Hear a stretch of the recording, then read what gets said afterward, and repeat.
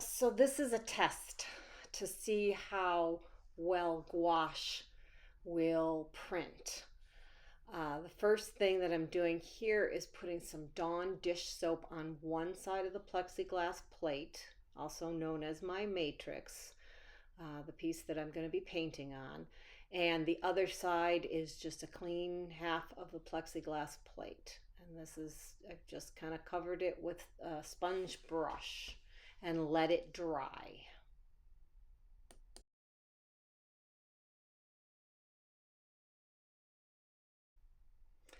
Now the next part of the process is to paint onto the plexiglass plate. As you see here, I've already started just random splashes of color.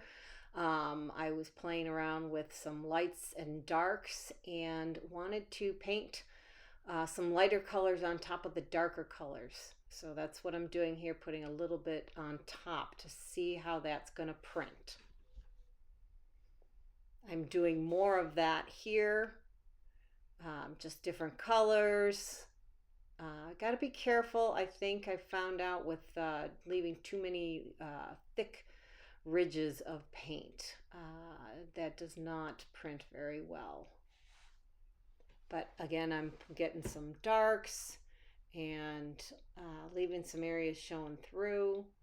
And you'll see I start getting into some lighter colors, and I even wanted to put some light on the very top to see if those colors would come through when they're printed.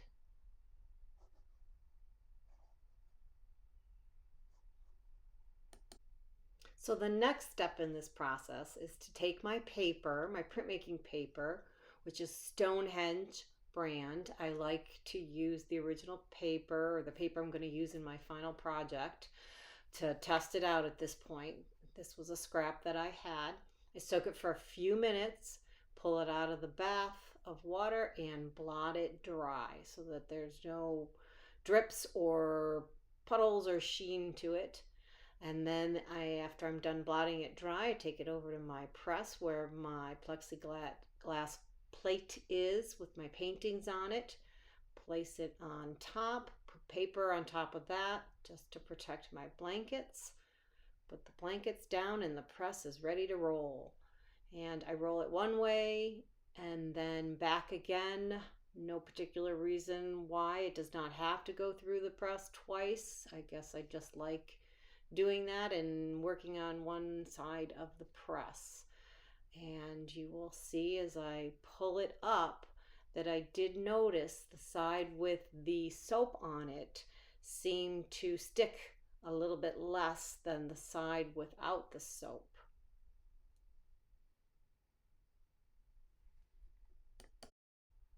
So here is the final image. What I learned was that the side coated with the Dawn dish soap definitely released easier, and it appears that there is more of the paint gouache that got pulled up on the side that had the soap on it as opposed to the other side that didn't have the soap on it. So the side that has the soap in this image is the one that is the backwards S, or number 2, whatever you want to call it at this point.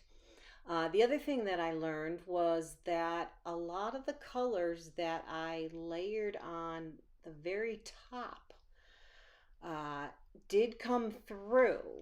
I had some little bit of white strokes on top of the yellow. The ones on the rose showed up a little bit. I was concerned that the layers, the first colors put down, were going to be the only colors that would show through.